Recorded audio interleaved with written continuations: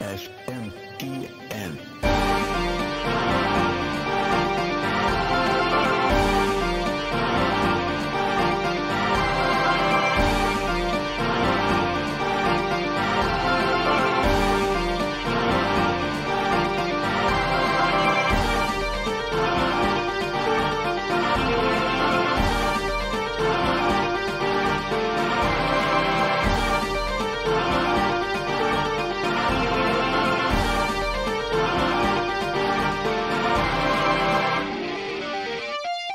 How's it going, everybody, and welcome to Shin Megami Tensei Network, link 244. I'm your host, Spencer Presley, joined by apparent fellow goofball, Stuart Allan. Did I say your name correct? Yes, indeed, and this is indeed a fellow goofball. So sorry, just at the front end. We're gonna be hey man, it's the end of a Monday. We both finished working for the day. We have nothing to lose. This is just going into the ether. We're just gonna. I might message you tomorrow and be like, you know what, this one's just for us. This is just for the two of us to have enjoyed that. No one else needs to have that special moment. Oh my goodness, yes. All so right. Sounds good. If people are not aware, Stuart, this is a big deal because I've been trying to get you on the show for at least almost 9 years, I would say, as an avid iCarly fan. Really? My goal has been to get every single person listed on IMDb from iCarly onto this podcast. It's a very hard thing, because they look at it and go, I don't see the crossover here, and this is a very niche thing. I'm glad we finally had a crossover that made sense between Shin Megami Tensei and iCarly, but just in case all the diehard fans aren't out there, I will say this, actually, all jokes aside, I was so impressed by the amount of crossover of our listeners who are very aware of you through your DC time. I was like, because that's where I knew you from when you were announced in SMT5. I was like, I've seen you in a bunch of the movies and stuff. I wasn't sure how much crossover there was. It was so funny of all the comments were like, oh my gosh, it's so weird. Like, because for most of the people, it's like, oh, this might be their first time hearing you in a game like this or like in a role like this. But it's so funny that then all these people be like, no, you're like, this is my Damian Wayne. Like, that's got to be like such a weird thing. Oh my goodness. Well, I mean, first off, just gotta say, love the Damian Wayne love out there, guys. But yeah, no, it's cool because like working as Damian Wayne was a very different role that I did than what I used to do before that. Because, I was the kid who was like, the scrawny little boy who never had enough meat on his bones and was the classic geeky nerd. And like, and basically going in as Damian Wayne and joining the DC animated universe was my first real big jump into animation, at least in terms of like something that's like really fun and very different than what I usually do, because it wasn't that geeky charmy kid. It was, to be honest, a fucking brat. A very entitled, spoiled brat who happens to be very good with a katana. Myself, I actually also I took Taekwondo for like 6 years. I've had weapons training, so I had a very, very fun time with that in the booth. But from there, obviously, I wanted to jump into video games for the longest time, and I did one with DC Comics, obviously, Lego DC Supervillains as Damian Wayne. Who would guess? And that was really, really, really fun to do. But this one was one that I actually kind of started to get more on my own and just straight up auditioned for it. So then after that, this is one of my first real games where I've kind of gotten something separate and like just straight up kind of auditioned for it and was able to go through the whole process with it and everything. And I was not even told what this was for until I got in the booth and was like, hi, Stuart, welcome to Shin Megami Tensei 5, and I swear my eyes widened and I almost lost my shit in that booth. I had to take every single fiber in my body not to scream. Was this just because you were like, oh my god, I finally made it, I'm in a weeb game, or were you aware of the series before it at that point? I was aware of the series before it. I had never played Shin Megami Tensei, like the main games. I have played, spin-offs like Persona 5. Obviously, I knew most of the Persona series before going into this. See, so, I never make voice actors feel bad about that, because you know what? We're such an entitled bunch of assholes that we decided, you know what? Let's not voice any of these games until like 15 years into their like 30-year lifespan.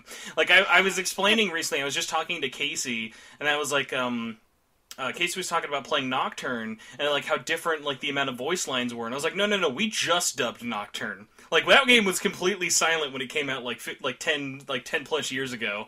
Like we're now like they finally opened up the wallet and the purse strings. They're like, okay, we'll let you guys talk in this game. Yeah. Well, that's nice, obviously. But yeah, no, like, I've heard of SMT obviously before.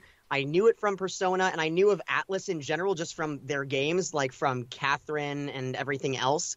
And I loved their storytelling and just how they were able to take different genres and make something that's like really unique. Like, I'm honestly a huge fan of their music because, like, say Persona 5, for instance, it's like jazz rock and like disco rock. Same goes for like for Catherine and everything, to where it's like it's something I've never heard anywhere else, and I still listen to those tracks to this day. And SMT5 is no different. I've heard the battle themes, and they are sick. The problem with SMT5, like, you can talk about Persona, very like acid jazzy, lots of stuff. Persona 3 and 4, very poppy, very light. Catherine, It's got lots of arrangements, orchestrals, very like symphonic almost, or like kind of like different like arrangements and stuff like that. SMT5, you're like, what genre is this? And you go, I don't know, because this game soundtrack is like having an acid trip. It's like sometimes it's really slow and heavy. Other times there's like orchestral music going on in the background. Like, it goes into so many weird places. Like, I can only imagine, like, after, like, finally hearing, like, all the music in the game, just being like, what a... Like, there was pretty much, like, hey, do you just go wild? Like, there's no really genre to, like, hold you back on this. Which is great. I mean, it's unrestricted creativity, if you ask me. No, like, definitely, which is very sadly, like, rare to see. At least with music, especially. I think, not because of, like, personal creativity, like, limitation. I think a lot of it is like, well, I'm doing a fantasy game, so this has to sound like a fantasy thing, or I'm doing space, this has to sound spacey. Exactly. Yeah, I know what you mean.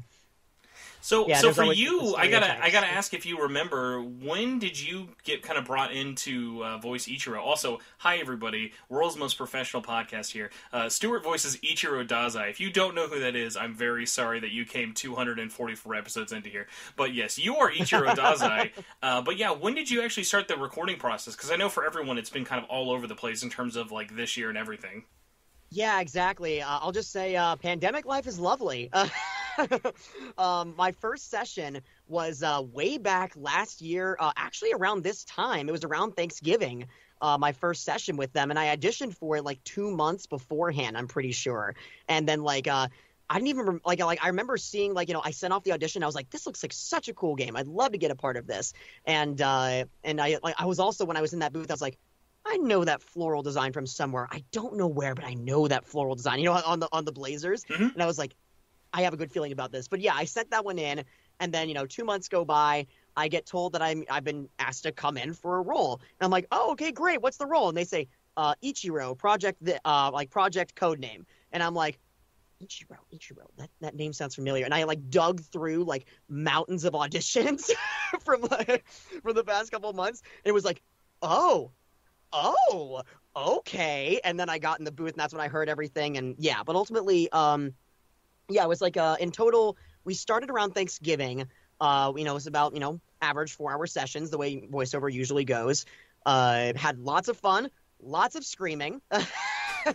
The first lines we recorded were literally those lines in that tunnel. Me getting my head bonked, me getting yeeted away by an angel, and me screaming my head off in that tunnel. To the point where it's just it's so funny because Ichiro is a character where one, you feel bad for him, but at the same time, that scream in that tunnel, I also want to laugh because I'm just also this is such a funny scream. So this is the weird thing with Ichiro, especially now. I just finally finished, I would say, the game. Of I've done all the endings, I've done all the quests. Wow. I've seen. Well, congratulations. Well, you know what? I'm ready to put it down, but I loved every second of it. But what's so funny about it though is I was talking to my friend about this right before we were recording tonight. I was like, I kept this in the back of my head through the entire playthrough, wondering if it would change, and it was so funny. Even though you probably Ichiro is probably not my number one favorite character, and specifically he had the most prolific effect on me in terms of like what a realistic portrayal without like that annoying, because like your character could have so easily just been I'm the this goofball, or I'm the silly head, or I'm the comic relief. Of like, you nailed that like portrayal of just like, I am so out of my league here.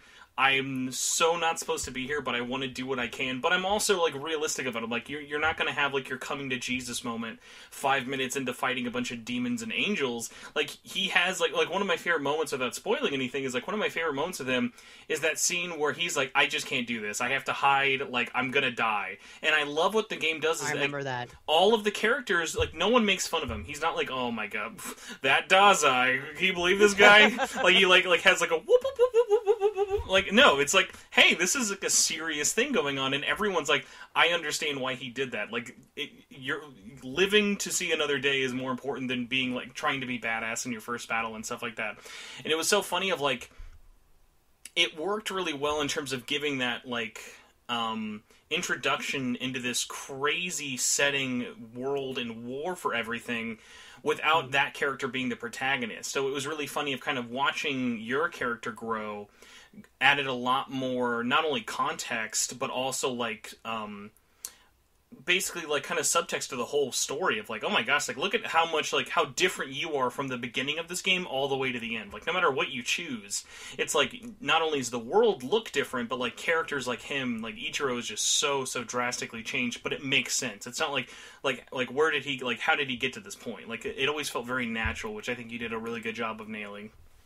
Oh, thank you. I appreciate that so much. And yeah, I honestly agree with that 100%, because I remember seeing his big transition for the first time in that booth, and I was so excited because, you know, if he was going to be, you know, that kid who's just like, you know, the classic class clown and the goofball, it's like, yeah, that's cool to play, but at the same time, is that really going to add anything here, or is it just, you know, checking something off the list? Versus I'm a sucker for things that have massive character growth and development and change. That's also just why I love Atlus in general, because that is a constant trend across the board with their productions. So I knew that they had something special in plan for every single one of these characters, and I was not disappointed. And I was more than happy to step up and play that part. And it was just so great to see multiple sides to him too. And like, you know, see like the class clown, but also see like, yeah, he's a kid who's very insecure about his own opinions, and for very good reason. Without getting into like spoiler things for it, especially of like, he does such a great job of, because I won't say like until probably later, like everyone always knows going into these games, there's the law characters, and then there's the chaos characters, and then there's the neutral characters. But what I love about this game is literally until the end, unless you've had it spoiled for you, you don't know who's going to be who. Like, just because you're, like, when you start this game, you're all you're all working for the same team. So that's what, like, kind of makes, like, that journey of, like, getting to the end so interesting of, like, not, like, yeah, you may know what side you want to pick on, but, like, you're not going to be sure of, like, hey, who are you working with, or who's going to team up with who. Like, that's actually been one of my favorite things of, like, looking at the box art for the game. I think that box art not only looks really, really great, but is so good, like, thematically of, like, it says so much, because I think what would have been really easy, especially like the classic video game box art thing, replace all of the gods and demons with all of their human counterparts, how boring that would have looked. But then thinking about it now, after like looking at the story, it's like, when I'm looking at Nua up there, or Abdiel, or even Kansu, I'm thinking of all the people who pair with them. And like, it's like, I'm seeing both of them at the same time. So that's what's really nice, is like, it always has that surprise there, while also then at the same time, the sad part is that if you're not playing this game, it's then going to be of like the amount of people, like, so we're recording this on the 15th, this episode is going to go live tomorrow on the 16th.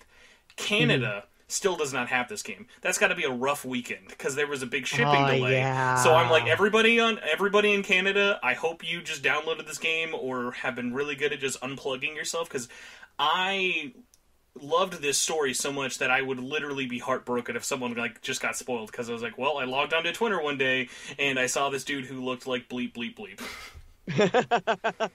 No, yeah, exactly. I remember like same thing too, like we were talking with Atlus at the signing event too, when they were talking about the things like that they could and couldn't show in the marketing campaigns and everything, and one of them was related to Ichiro. I cannot say what it was, but they were like, you can't show him blank, and I'm just like, they're all just like, why? That sounds so stupid. And then they see it in the actual thing. They're like, oh, I see now. And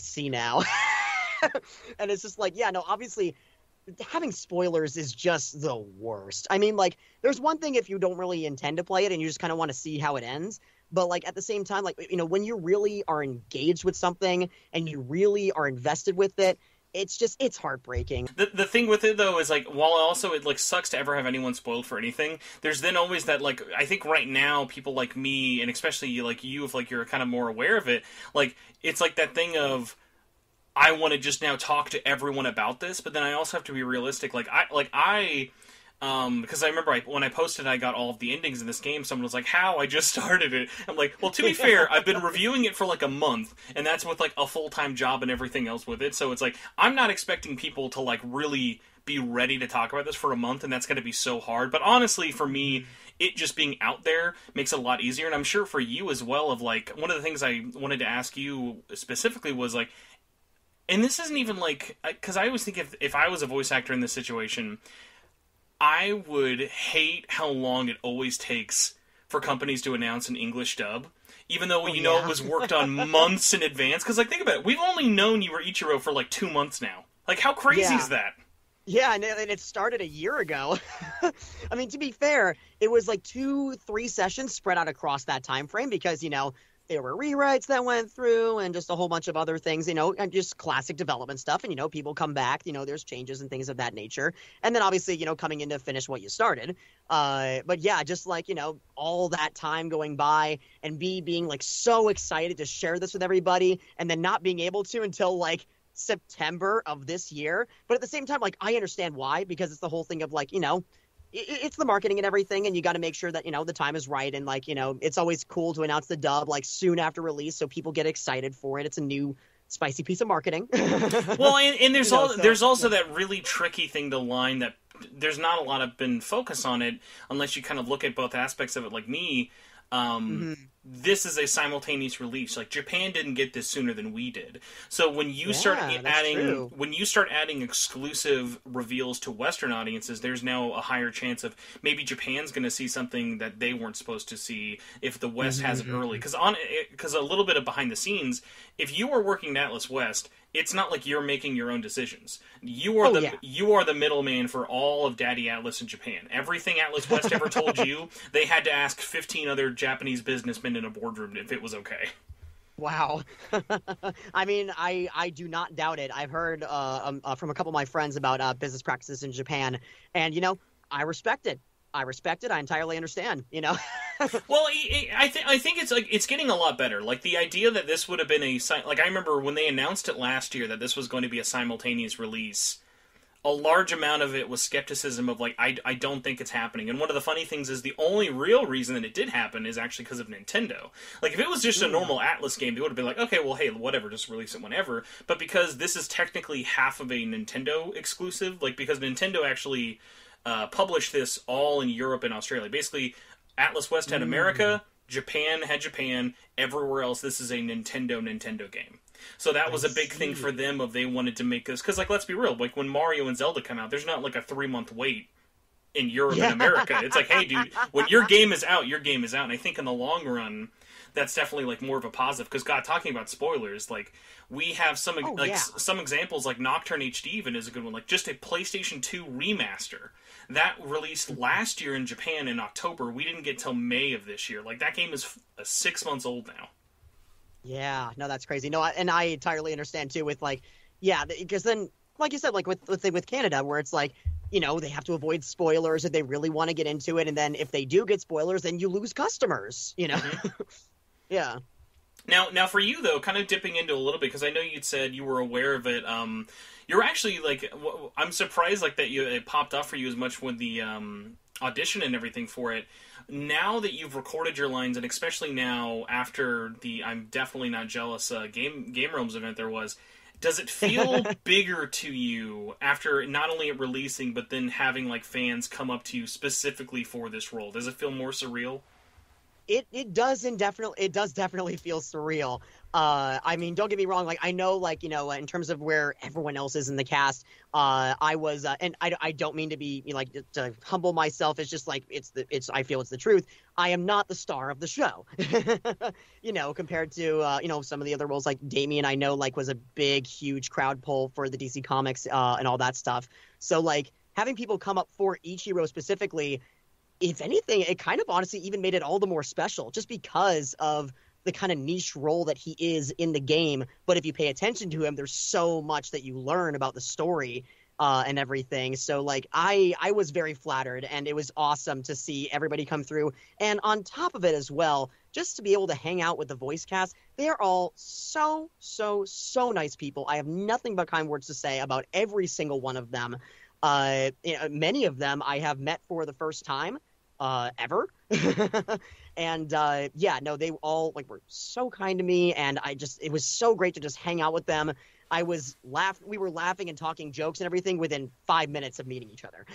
now, not to make this a Sophie's choice, so I want to ask who's your favorite, because we all know there's always a favorite. I'll instead be, so who did they have you sit next to? Oh yes, well we actually chose who we sat next to. I sat between Laura Post and Ben Lepley. The dramatic duo, obviously. I was gonna be like, yeah, how did that happen? Were you just like, all right, you two are together, I'm just gonna fit right and snug in between you both? Yeah, no, no, they were over to my right, and then to my left was Sissy and Ryan. So I kind of got the chance to talk to both groups a lot during the event. I kind of chose to sit more by Sissy as well, just for story reasons. No spoilers. I don't know, that Ryan guy, he's like, I mean, because if anyone doesn't know, he really committed. He came in the bare chest with his six-pack. He painted himself green, got the whole Egyptian helmet on. Like, that's why there's not a lot of pictures from that event, because, like, I think everyone was just physically and sexually really intimidated by Ryan. Oh my goodness. Well, we didn't have anything like that come through, but I will say, well, two things. One, Ryan first, and then actually a cosplay experience that we had, and I'll be happy to give a shout out for. But Ryan himself, just obviously, he came very casual, just like the rest of us. But oh my goodness, he was so incredibly nice. Super down to earth, super wholesome, and just like I even tuned into. He had like a coffee chat today on Twitch. He had I saw that. That was so humble. 4 or 5 months. I know. I love that man. He gets a really special. He gets a special spot just because when the entire voice cast was announced, he was the first one I actually heard back from, because immediately once the cast was announced, we were like reacting live to that trailer that came out, and immediately me and my how do I make an episode out of this? I went, okay, let's start contacting everybody. Who can we get on? Who are we least likely to get on? And just like trying to find emails or whatever for everybody to get everyone on. And what I've loved discovering, well, for starters, Ryan was like the first one. Ryan seemed more excited than anyone else. Like I have not even actually like had a chance to like get him on here. Hopefully we're gonna try and get him on schedule soon. But what's so funny is like, absolutely, just through everything, he seems like he's the most excited about him being in this role, and not even in a narcissistic way, just in a, he gets as excited about being Kansu in this as he does about being in the My Hero Academia movie, or like whatever. And what's so great, and like you're definitely like a great example of this as well, every person in the cast I have talked to, whether it be online or actually like chatting in person or whatever, you are all just like you are all just very nice, very humble, super excited to be like a part of this. There's not like the prima donna one, or like, oh no, I'm really, really busy. And one of the nice things about that though is because, like mentioned before, like unless you were super aware of like some of your past roles on shows or with the DC movies and stuff, we were all in the fandom so excited that it was a lot of people we didn't really know or knew from like one or two things. There wasn't like a, oh my god, dude, did you hear The Rock's gonna be like Aogami? He's gonna fucking crush it, dude. And it was just one of those things of like, it's so nice to get like fresh blood, and that fresh blood is as excited as like you are about being in it and stuff. Like that makes it even better. Yeah, and I wouldn't even necessarily say fresh blood, because a lot of them, I mean, yes, fresh blood, but also, like, a lot of these guys are really seasoned and experienced. Well, okay, sorry, I should classify fresh blood for, like, SMT specifically, because a lot of the things... exactly. A lot of the worry was, especially when we found out Cup of Tea was doing this, was, okay, is it just going to be everyone Like, is Christian just going to be Casey's neural? Like, because if I ever get a chance, like the first question I ever ask Christian is just going to be, how does the director give himself the lead? Was there no moment of like, we need to talk about this? This is optics. Do you not see the bad optics here? But what's so funny is like how, outside of a cameo or two from like Demons or even like Christian being like Demi-Fiend again, it's so nice that there was like no crossover. There's no Robbie Damon. Laura coming back could not be more different in this game than she was in Nocturne, which made it really, really better. So, like, with the exception of her, it was pretty much all these people we'd never really seen in an Atlas game before. Yeah, no, absolutely. And it's just, it was, yeah, like I agree with that too, where it's just like, it's nice to, because I know the anime industry and everything is just super, super, super tight knit. And it's really, really hard to break your way into it without having some experience beforehand. And then, it's like that whole thing of like, you need 5 years of experience to get this job. Well, where do I get my 5 years of experience? Well, you got to get hired. Well, I need 5 years of experience to get hired. So it's that whole little kind of thing like that with the anime industry as well. And it's nice to, like, in a way, to kind of have a chance to, step into this world and meet all these amazing people. And that's partially also why just like I find the voiceover world especially is full of a lot of down-to-earth, very humble people who love just kind of stepping behind the mic and just doing a whole bunch of, it's just, you're doing fun, cartoony, crazy voices for a living. It's like, it's like, how does life get any better than that? And but just as well, like, we're all children at heart. It's just kind of a thing with animation and video games and everything. So it's just something that we carry into our daily lives. Like, I have yet to meet someone in the animation industry who I have had qualms with. Like, I even remember from back my days at Cartoon Network, like 4 or 5 years ago, working with Transformers and everything. That was like a very nice long gig that took me through high school. And I remember like just recently reaching out to one of my colleagues from that for advice. And I haven't talked with him in like 5 or 6 years. And I was like, there's no way in hell he's going to remember me. No way in hell. Why is he going to remember someone like me putting myself down? And his first words in his email were, Stuart! How you been? And we talked literally that morning after I sent that email. It was crazy. That's and awesome. Just like, it shows that no matter, and he's pretty high up in the industry too. I don't want to name names, just like, because I don't want to, have people start like stalking. We'll just say Ryan Reynolds had a very good conversation with you at a Panera. Ryan Reynolds. It is one that actually, fun fact, the actor does have alliteration in their name, but yeah, no, regardless, it's just like they've done so much work. They've done work with Atlas too, and it's just like, they've done a lot of work in the anime industry, everything else, and like I felt like, of all the people, why would he choose to talk to me? Like me, like my little measly self who met him one time at this little studio in Burbank. And it goes to show that no matter how far you go up, you always are one with your peers. And it's just fantastic. I think that's something really especially certain with animation. Because like that definitely, there is that moment, I think, in normal Hollywood settings where that definitely there is that falling off point, unfortunately. But like I am a huge animation fan. Like ever since I was a kid, like I still follow like all kinds of animation, whether it be Eastern or Western.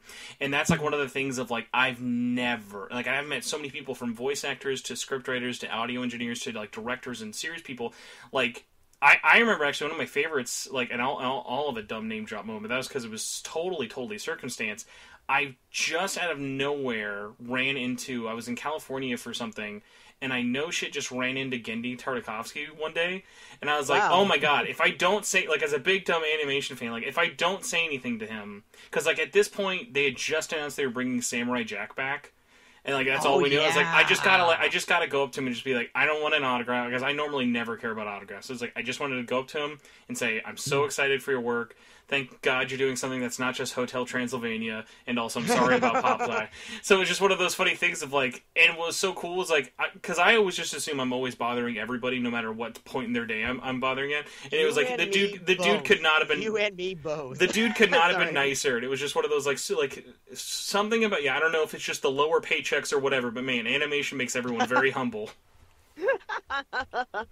I mean, I wouldn't say lower paychecks may be a part of it, but I go back to that point of just like, you need to have a childlike essence to really care and love for animation and the work that you do within it. And like that's why, like, I think that it's really hard to grow out of touch with that and just really to, it's you can't help but feel like you're a part of this family. You know what I mean? Mm-hmm. So I've got a couple of quick questions for you specifically about Ichiro, and then I want to try and knock out as many as I can, because I was wondering what the reception would be like, because as I mentioned when I was asking if you wanted to have on, I was like, I wanted to try and give as much runway as possible for people to meet your character. Thankfully, they do get a lot of you in the beginning of the game as opposed to other people, because what was funny is we had Sean on like 2 weeks ago. And unless you play like 10 hours of that game, you're not meeting Koshimizu. So it's like as soon as we were done with the episode, I'm like, I gotta have you on when people actually know what your character's like, because you are such a great character, but no one finds you for like the first 10 hours of the game. Yeah.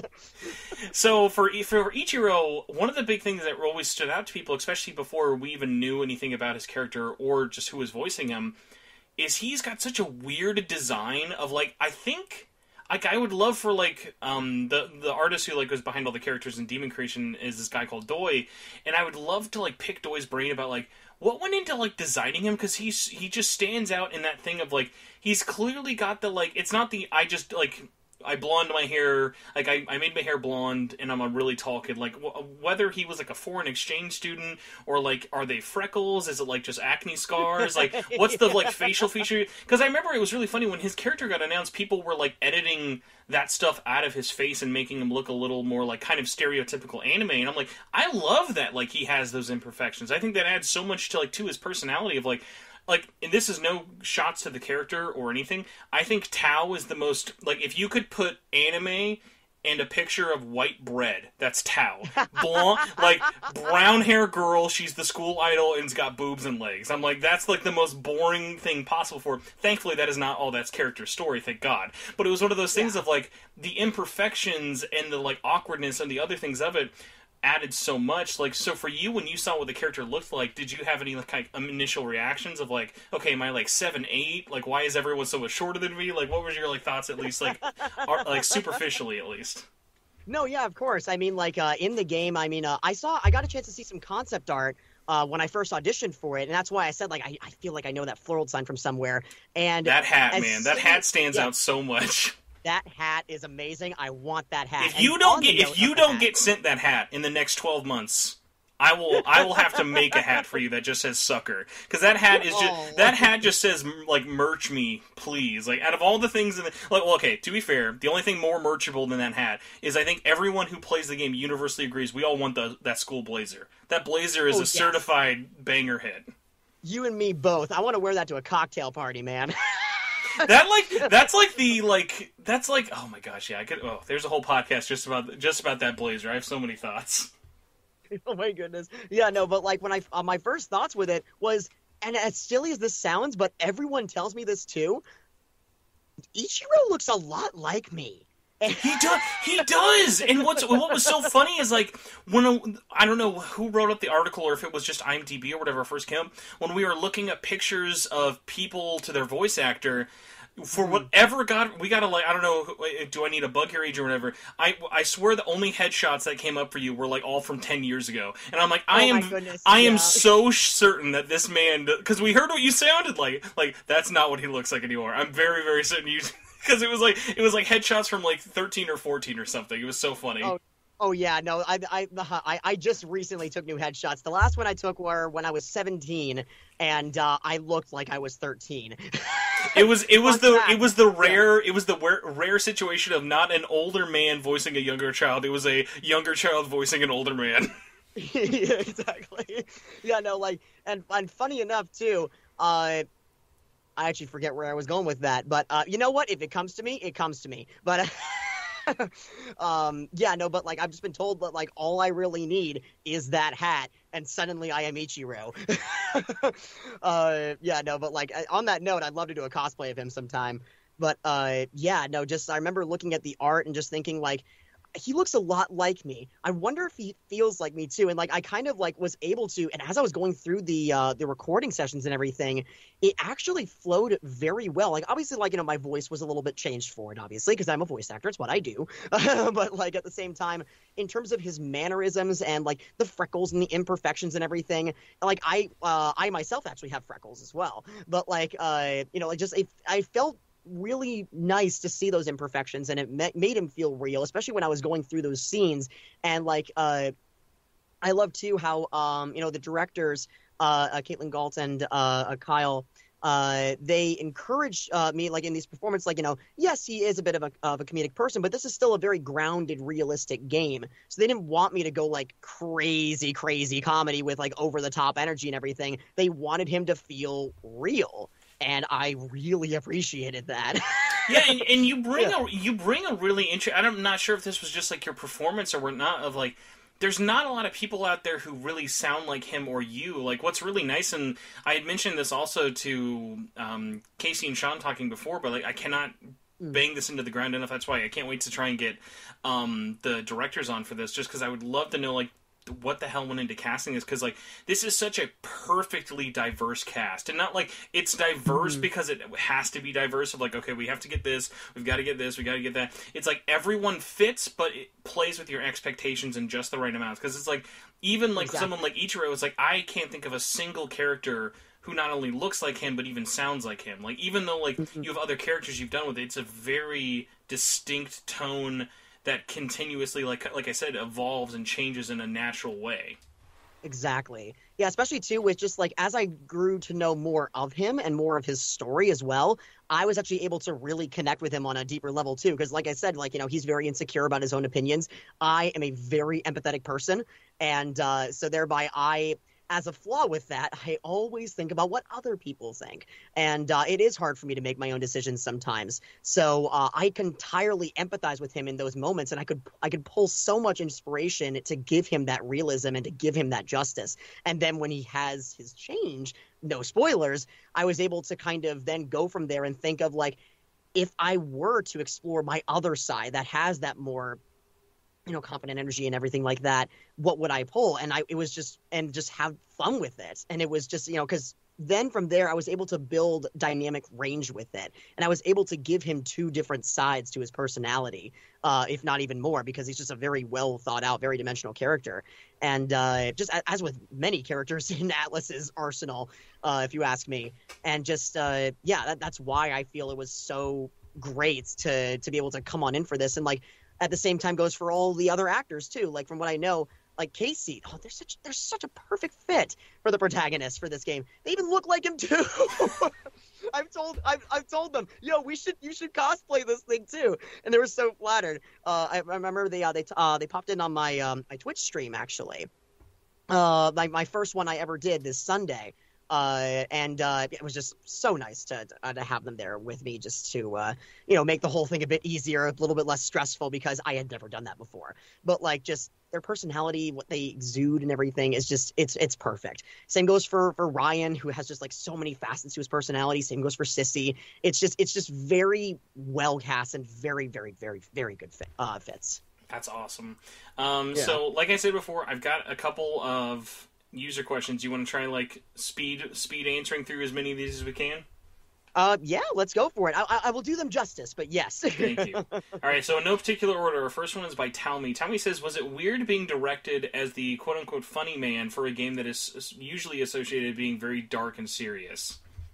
Actually, not necessarily, because like, if I include my work from DC Comics, it's a very, DC Comics is very dark and very mysterious and everything. And so I was kind of used to that tone and finding the fun within it. That was kind of my whole job as Damian Wayne. So I was actually able to pull just kind of that, but then just include more of my own neurotic, high-energy personality to it. So, actually, it was just like, going off of that, what's really funny is the next question immediately after by Kane Senpai says, please tell me there is some point where you will in the future be Joker for an animated movie. Now, currently we don't know, but it's like, it is true. You've been Damian so long. At what point do you just go to them and be like, so when do I get to be Joker now? Like, when's this happen? It's not a matter of if, it's a matter of when. I think I need to have a personal recommendation from the legend Mark Hamill himself, but no pressure, no pressure wall. Everyone just slides in there, no problems at all. Yeah, that said, if I were ever offered the role of Joker, I would be so ecstatic that you would not believe. Because, I have a very convincing laugh, and I love to play around with my voice and give it the ups and downs. I hope that you like take this as a compliment. I was thinking of this actually recently, and it had nothing to do with this, but it came up of like a Joker interpretation that people don't ever talk about a lot. That's actually, I think, really, really good. And I forget the actor's name. The guy who played him in Gotham. I think that you could. Yes. I feel like there could be a really good similarity of like kind of bringing that energy in from you from an animated one, because like it's a very different tone. It's like almost like if Mark Hamill's voice had a baby with like Heath Ledger's attitude. Yeah, exactly. No, I know exactly what you're talking about. I've watched Gotham. I unfortunately did not get to the point where Joker was included. There's a lot of slow seasons. There's a lot. Like Gotham is like. It's like 8 seasons, 6 of them are all about Jim Gordon, and the last 2, they're like, you know what, we're going to get canceled anyways, let's just make the show get batshit insane, and like those last few seasons are actually insane. No, yeah, exactly, and it's just like, yeah, I totally understand that, and like, I would love to bring energy like that to such a role if I were ever given the opportunity to present for it. It would be amazing, a stellar, a wild ride, and just super, super fun to go on in and just play such a widely known character that, like, you know, it's a matter of, like, if I were ever trusted with that, I wouldn't even know what to do with myself. But I would say thank you, of course, and I would happily accept, and I would obviously do the role justice the best that I could, but it's also just like, wow, people really trust me with this. Oh, God. Go from no pressure to all the pressure. Exactly. So a little bit of a hopefully easier, less pressured question. Ethan Santos says, what is your favorite demon, if you have one so far? Oh, of course. Well, I haven't gotten far in SMT5 itself, but from my knowledge of the SMT universe, from Persona and everything, I do have my share of very highly sought-after demons, one of them being Vishnu. I love Vishnu. He's very, very high level, obviously, but he's just one where I'm just like, this guy is so overpowered and so versatile, I will use him in any combat situation I encounter. And at the other side of it, too, like on the front end of things, I actually found Pixie and Amino Utsume actually to be very, very useful and very versatile as well. And then, of course, just for straight raw power, Thor. Has to be Thor. The only thing I like sadly thought of is when they finally revealed, I don't know if you saw the concept art for Thor in the next God of War, Ragnarok, I went, oh no. No. So it's like they went full on like North chubby like Thor god as opposed to like really strong buffed out one, and I'm like I loved that look so much that then going back to this one in 5, like he's basically just the same as he was in 3 of just like he's got the helmet, he's got the cape, and he's just got spandex undies on. Like it's a classic look, but I'm like they gave him an Endgame makeover basically. Oh yeah, no shade. I love Endgame, but yes. I just always am such a fan of like anytime like a redesign really like plays with your expectations a lot. Like that's always so fun. Like kind of going like one of the ones you've seen is the angels in the beginning. If you look at what angels used to look like, they're basically just like BDSM like horror monsters of just like they're like something you would like see in like a sex club like from the 80s or 90s. Yeah, no, I will admit as well, I've seen them on Casey streams as well. They can be quite terrifying. I entirely understand Ichiro's shock on his face when he gets picked up by one of them. Oh my god, yeah, there's like a short story you could write about what that 30-minute fly was of just being hauled off 500 feet in the air by this thing, because you know that there was probably a very awkward one-sided conversation for that whole ride. Oh yeah, no, just Ichiro just being like, where are you taking me? Can you let me down? I left my camera back there. Please.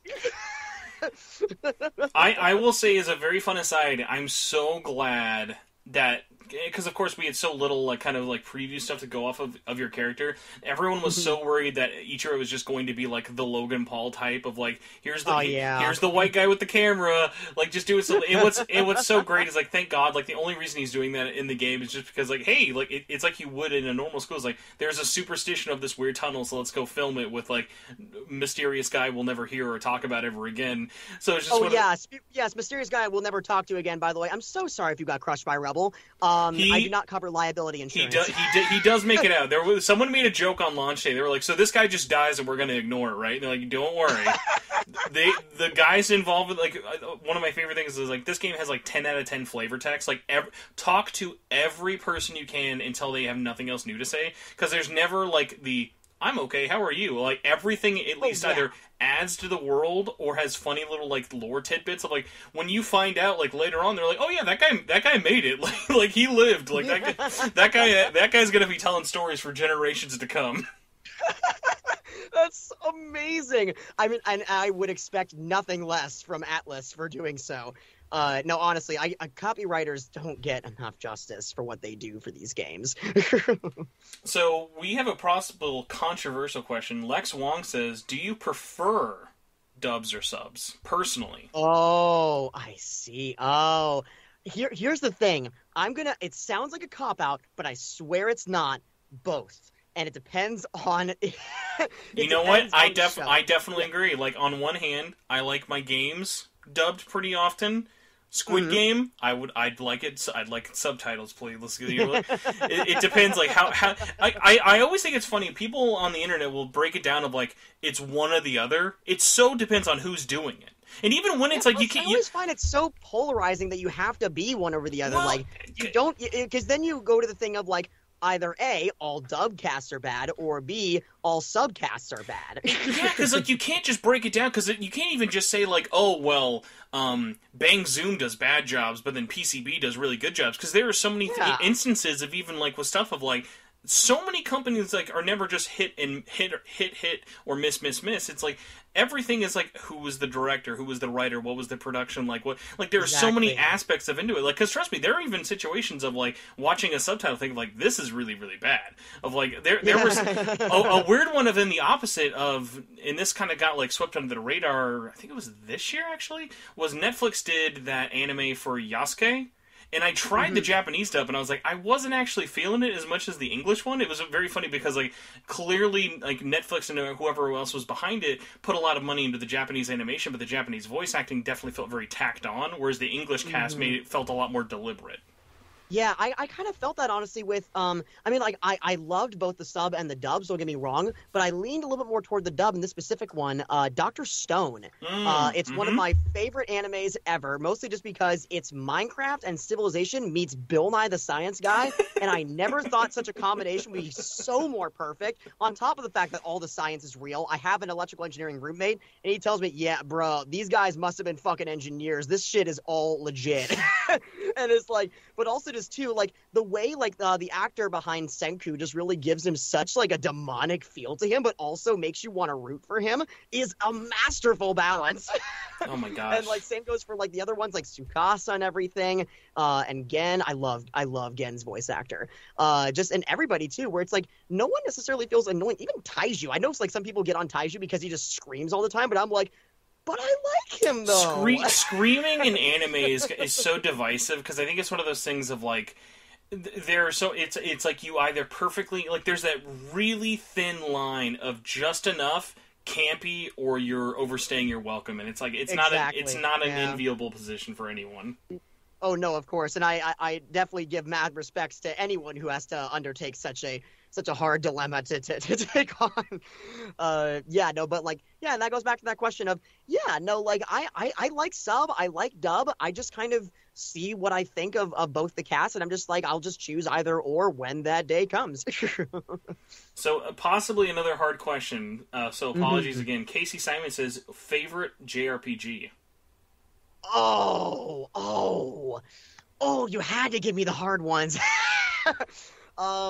I'm actually kind of fairly new to JRPGs. Like, quite literally, I just played through the entire Kingdom Hearts series last summer, minus Remind. But, like, favorite JRPGs. I mean, like, I would be biased if I would say this one, obviously, but I'm also... I also haven't played through it, too, fully, so, like, I love all the praise going to it, but I can't in good conscience say this is my favorite just yet. But ones that I have played through fully... I have to say, Persona is definitely one of those that are up there. Kingdom Hearts is also just fantastic. I've been looking forward to actually getting to Chris Tales as of late. I picked that one up recently. and it looks stellar, and the voice cast sounds really, really, really good. So I have really high hopes for it, and it might make into my tops. But yeah, no, I have a good number, but at the same time, I am also looking for great recommendations for JRPGs. Of course, I obviously know I still have to play Final Fantasy VII, the new remake, and blah blah blah blah. But like, yeah, no, like any good JRPG recommendations, I'm here for it.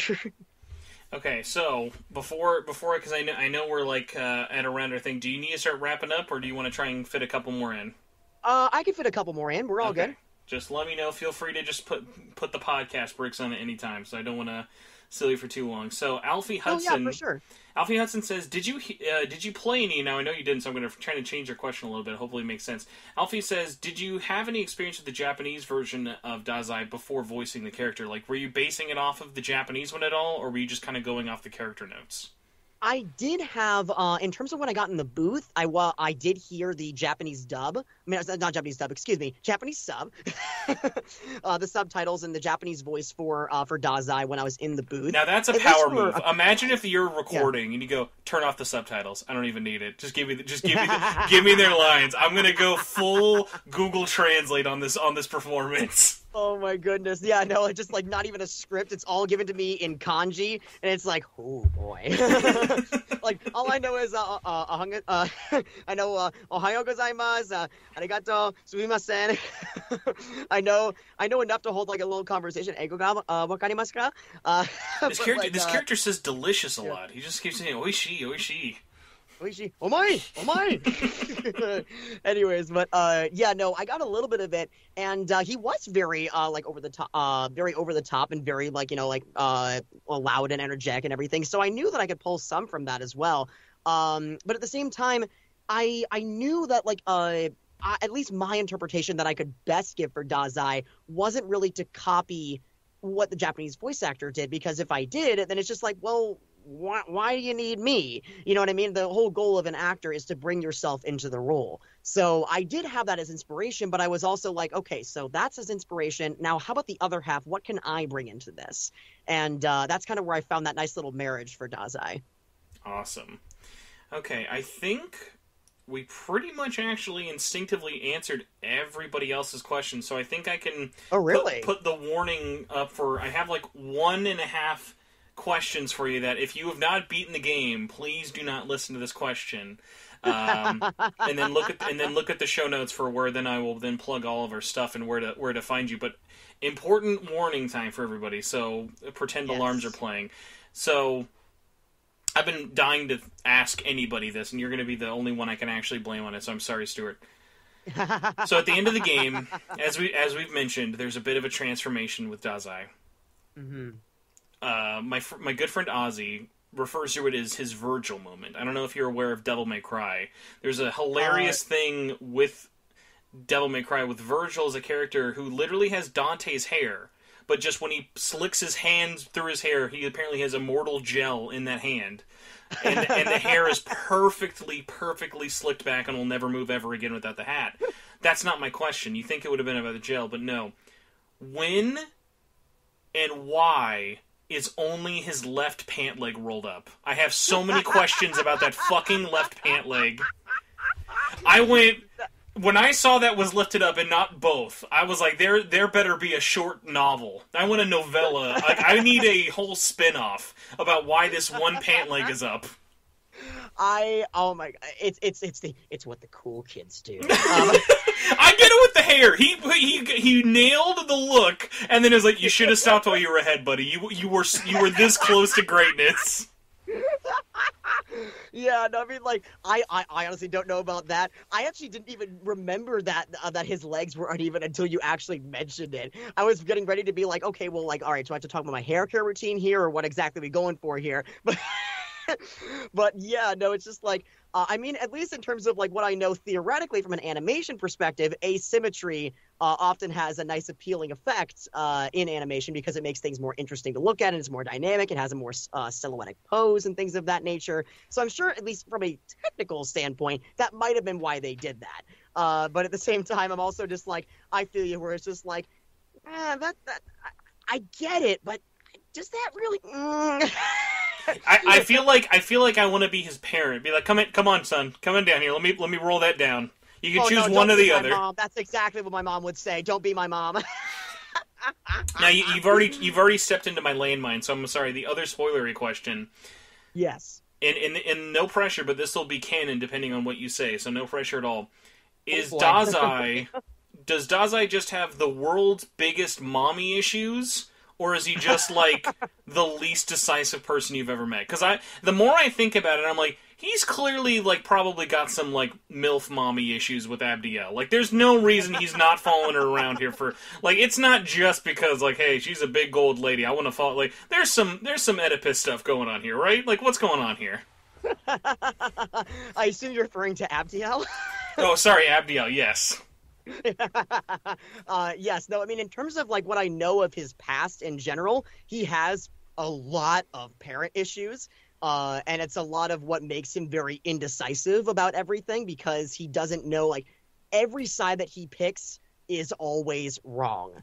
It doesn't matter what he does, everything he does will be wrong. So, and I can entirely empathize from that point to be like, my parents weren't necessarily like this, but I did have parents on extremes.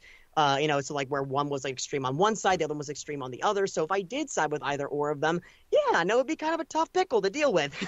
Well, what's funny is like he's basically kind of going through the divorced child's thing, but like mixed with it's pretty much. It's like if you had to put a divorce in the middle of a race war, is what this guy's going through. It's like, well, my dad's this giant guardian who took me in, but also my giant gold milk mommy, she's really convincing. Like, she gave me this really sweet smartphone app. Like, you would not believe the things she showed me on this thing. But then like all jokes aside, like one of my like things I wanted to bring up that I love about the character that's hard to really say without spoiling it, because like honestly, everyone pretty much assumed when we saw Dazai is like, oh, he's the bad guy. Like, he's got to be chaos. There's no way he's law, and especially once you see Abdiel. Like, oh my god. Like, true form Abdiel is literal nightmare fuel, and I can't wait till people see it. Like, when I was showing it to my wife yesterday, I was like, look what's happening here. She's like, no, I don't want to look at that. That's unsettling to my eyes. But, like, the funny thing about it is, like, the whole thing for him is he's such a realistic, even though it's such an extreme, of how like through his story and like the way you portray it, you can see why someone would be such a blind faith zealot, and not like it's a negative way. It's like there are just people out there who, and this is such a hard thing to explain, especially like in real life, not the game, but like in real life, it's like they need that direction. It's not that they can't make up their own mind. It's that having that constant, having that mightier power of like knowing that God is having God just exist even if you never see him. And actually one of my favorite things in this game is that weird, maybe spoiler for you, but like there's never a shot where it shows God. I love that it's just like God is still always this concept in this world. Like we've seen God in the series, but I think it would have actually been a lot less of like, because there's a large portion of the game where it's like, hey, is God still actually here? Is God dead? Like, what does that mean? How do people react when finding out God is dead? Like, what happens to this whole sub-race of angels and everything with it? Of, like, how do they all unwind? And it was so funny of, like, seeing his character would still choose to believe in this one central force in the form of Abdiel of, like, even if God is not here, I still have more faith in you to make the right decision. I loved that after all of his faith should have been gone, he still had such a perfect reason to be like, well, here's why I would still have faith in God. Here's what, like, and it never felt like a God, he's just crazy, or oh, he just wants power. Like, it always made sense. There was always a rhyme and a reason to it, which is so hard to nail in something that's such a, at the end of the day, like such a crazy, unbelievable story. No, yeah, exactly. I mean, it comes down to the idea of too, just like most like religion is at the end of the day, like these are myths, mythologies, and all these, you hear of all these miracles, and at some point it does require faith. Like I was raised and I went through like years and years of Christian schools and everything, and I was raised also I was raised like half Jewish, half Christian. I have like both sides of the family, so I understand both sides of it. But too, just like like the idea of faith in a higher power to be able to, take all your struggles away, and for them to show you the way is a powerful message. And it's a reason why, like I wouldn't necessarily say that I abide by any one religion, but I would definitely say I'm spiritual.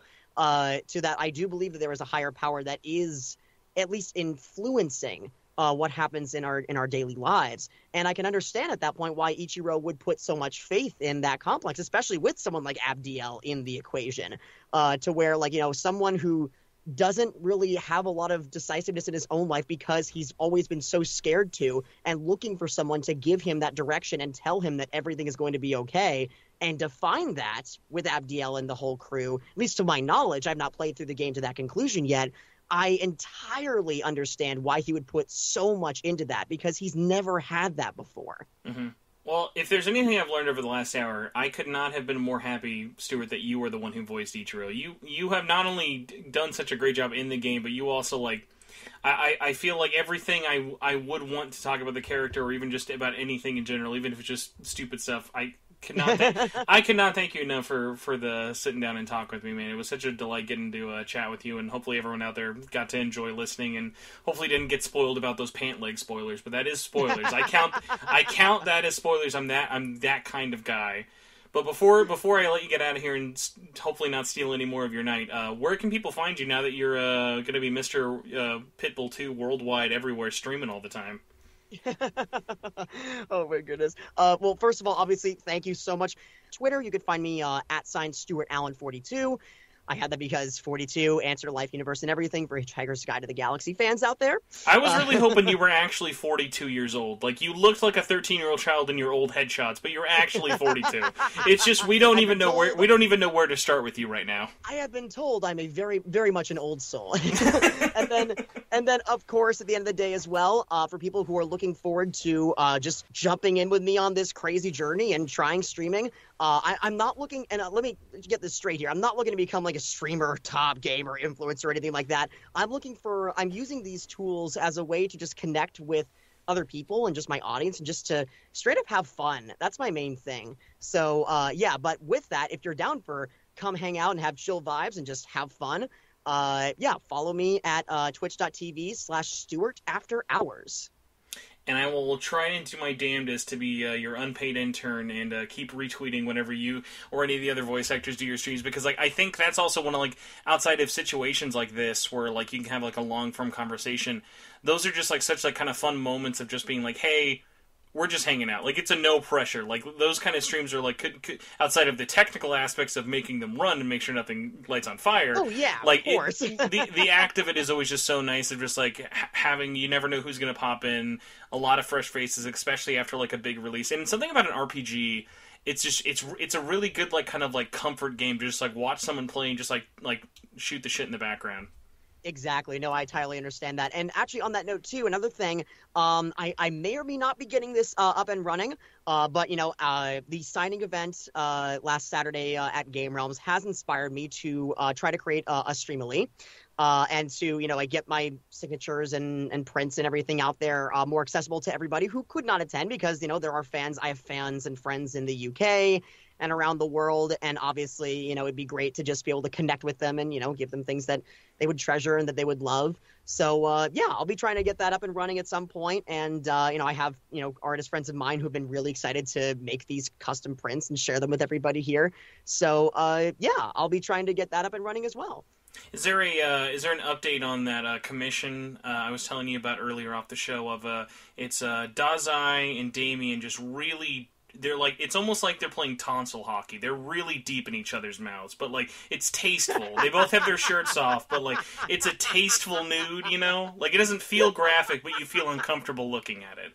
It is pure NSFW, I promise. No, that's I don't make that kind of stuff. Don't get the wrong idea, guys. Oh, hey, listen, Stuart's not gonna commission it, but if you come up to a convention and drop a 11x17, maybe like 20 or 30 of them, like, I'm just saying those will move. That's not gonna stay there.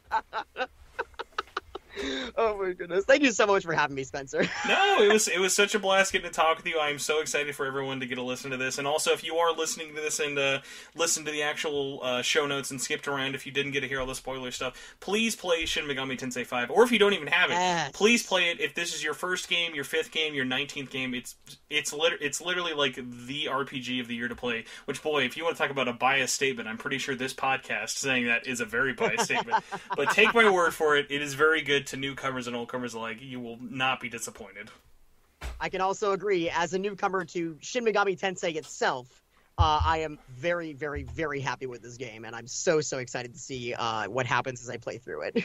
All right, everybody, and as always, you can find the podcast anywhere online, whether it be YouTube. By the way, thank you all so much for helping me actually reach 5,000 subscribers. Once again, that is absolutely insane that we got that to happen last week.